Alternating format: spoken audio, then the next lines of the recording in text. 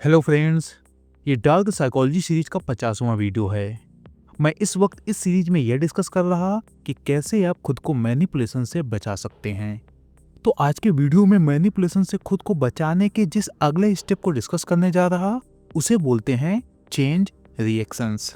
तो फिर आप हमें फॉलो कर लीजिए।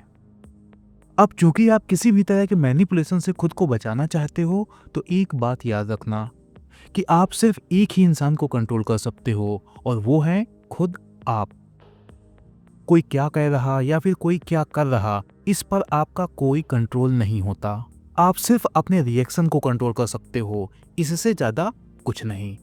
मान लो किसी ने आपको आपकी इमोशंस का यूज करके बहुत नुकसान पहुंचाया है, इसके बावजूद एंड ऑफ द डे आपके कंट्रोल में सिर्फ आपका रिएक्शन और रिस्पॉन्स ही होता है। जैसे मान लो कोई आपको परेशान कर रहा या फिर और भी किसी तरीके से मैनिपुलेट करके अपने कंट्रोल में लेने की कोशिश कर रहा, तो सबसे पहले आप खुद को शांत कीजिए और फिर रेशनल तरीके से उस सिचुएशन से निपटने की कोशिश कीजिए। यहाँ ध्यान ये रखना है कि आपको इस पॉइंट पर फोकस नहीं करना कि गलती किसकी थी, बल्कि आपका फोकस कॉन्फ्लिक्ट को रिजॉल्व करने में होना चाहिए। लेकिन नॉर्मली ऐसा होता नहीं। हम लोग क्या करते हैं कि जैसे ही कोई इंसान हम पर झूठे आरोप लगाता है या फिर हमारे खिलाफ स्मीयर कैंपेन चलाकर हमें इमोशनली डीस्टेबलाइज करने की कोशिश करता है और आइसोलेट करने की कोशिश करता है, तो हम बहुत ही गुस्से से रिएक्ट करते हैं और फिर एक दूसरे पर आरोप लगाना शुरू कर देते हैं। हम मैनिपुलेटर से बोलते हैं कि तुमने मेरे साथ ऐसा क्यों किया, तो मैनिपुलेटर भी आप पर एक और आरोप लगा देता है और इस तरह से हम मैनिपुलेटर के ट्रैप में फंस चुके होते हैं। फिर हमें लगता है कि हमने उस टॉक्सिक और मैनिपुलेटिव इंसान को जम के सुनाया, लेकिन सच ये है कि मैनिपुलेटर पहले से जानता था कि मैं इस तरीके से रिएक्ट करूंगा और फिर वो इस टाइप के रिएक्शन का जवाब देने के लिए पहले से ही रेडी था। तो अब आपको ये नहीं करना, आपको अपने रिएक्शन को बदलना होगा। मैनिपुलेटर जब ये सोच रहा हो कि आप किसी दिन गुस्से से रिएक्ट करोगे, तो आप बड़े ही शांत और शालीन तरीके से अपनी बात को कहो। जब आप अपने रिएक्शन को बदलते हैं तब आप खेल के नए नियम बना रहे होते हैं और उस टॉक्सिक और मैनिपुलेटिव इंसान को मैसेज देते हैं कि जो तुम अभी तक खेल खेल रहे थे, अब वो खेल हमारे रूल्स के अनुसार खेला जाएगा। इसके बाद मैनिपुलेटर अपने आप ही डिफेंसिव मोड में आने लगेगा और हो सकता है कि फिर वो खुद को दुनिया के सामने जोर शोर से विक्टिम दिखाने की अंतिम कोशिश करे।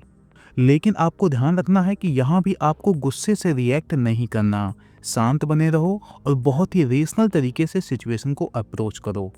पॉइंट ये है कि जब कभी आप किसी मैनिपुलेटिव इंसान से डील कर रहे हो तो आप अपनी इमोशंस के कंट्रोल में आकर आगे मत बढ़ना। अगर ऐसा करोगे तो अपना ही नुकसान कर लोगे। तो आपको क्या करना है, थिंक बिफोर यू रिएक्ट। और जब आप रिएक्ट करने से पहले सोचोगे तो आपका रिएक्शन बहुत ही कैलकुलेटेड होगा। तो आज के बाद जब भी कोई इंसान आपको अपसेट करने की कोशिश करे तो गुस्से से रिएक्ट करने से पहले खुद से ये पूछना कि सामने वाला इंसान चाहता क्या है। आपको अलग अलग जवाब मिलेंगे, लेकिन उन सारे जवाबों की शुरुआत कुछ इस तरह होगी। वो आपको अपसेट करना चाहता है जिससे कि ...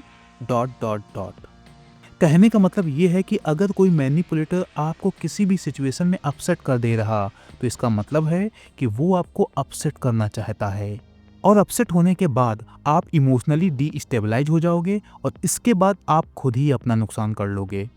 तो ये आपको नहीं होने देना, अपसेट नहीं होना। सबसे पहले शांत होना है, देन रेशनल तरीके से उस सिचुएशन को हैंडल करना है। जब आप गुस्से में होते हैं तो उस टाइम अपने रिएक्शन को कंट्रोल करने के लिए आपको वही काम करना है जिसे एंगर मैनेजमेंट थेरेपी के अंतर्गत सिखाया जाता है, और वो काम है लंबी गहरी सांस लो और सांस लेने के बाद उस सिचुएशन के बारे में रेशनल तरीके से सोचो, देन रिस्पॉन्ड करो। और अगर आप ऐसा ना कर पाओ तो अपने रिएक्शन और रिस्पॉन्स को कुछ समय के लिए टाल दो। लंबी और गहरी सांस लेने का फायदा ये होता है कि ट्रिगर सिचुएशन और आपके रिएक्शन के बीच में एक टाइम डिस्टेंस क्रिएट हो जाता है, और ये जो थोड़ा सा टाइम मिलता है, इसी टाइम फ्रेम में हमारा दिमाग पहले से बेहतर रिस्पॉन्स देने के लिए रेडी हो जाता है। अब दो इंटरेस्टिंग बातें बता देता हूँ। पहली बात, जब भी आपके सामने कोई सिचुएशन होती है तो उस सिचुएशन का अक्सर वही मतलब निकलता है जो मतलब आप उसे देते हैं। जैसे मान लो किसी ने आपको गाली दी और आप पर गुस्सा दिखाया। इसके बाद आपका दिमाग चलना शुरू होगा और हजारों तरीके से आप सोचना शुरू करेंगे और इतना सब सोचने के बाद आप एक कंक्लूजन ड्रॉ करोगे और फिर इसी कंक्लूजन के हिसाब से आप अपना रिएक्शन दोगे। तो अब आपको अपनी इस मैकेनिज्म को थोड़ा रिफॉर्म करना है। अब आपको क्या करना है कि जब भी आप किसी भी सिचुएशन से जो कंक्लूजन ड्रॉ करना और उसके बाद जो भी रिस्पॉन्स डिसाइड करना, वो रिस्पॉन्स आपके लॉन्ग टर्म मोटिवेशन को नुकसान पहुंचाने वाला नहीं होना चाहिए। मेरे कहने का मतलब सिर्फ इतना है कि जब भी आप किसी के मिसबिहेवियर का जवाब देने का सोचो तो पहले ये चेक कर लेना कि वो जवाब कहीं आपको भी तो नुकसान नहीं पहुंचाएगा, और अगर ऐसा हो तो अपने रिस्पॉन्स को बदलिए।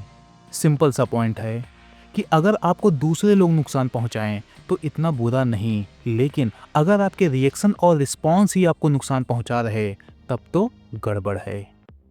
ये थी पहली बात। अब दूसरी बात, किसी भी सिचुएशन में जो आप रिएक्शन देते हो वो इस बात पर निर्भर करता है कि आप खुद से कैसे प्रश्न पूछ रहे।